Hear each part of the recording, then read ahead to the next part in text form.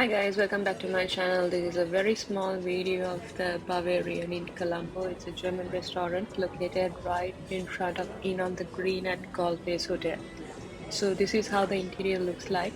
This is a very quick video. I just want to tell you how good this place was. And as you can see, that was a portion of garlic toast which was served on the table. We got two beers. We got a portion of pretzels. Pretzels were so good, and these sausages definitely a 10 out of 10.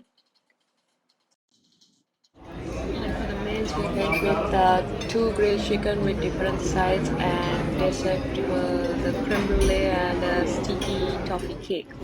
All of this cost us just 12,000 rupees, guys, with taxes and service charge. Fully worth it. You all should go and check this place out.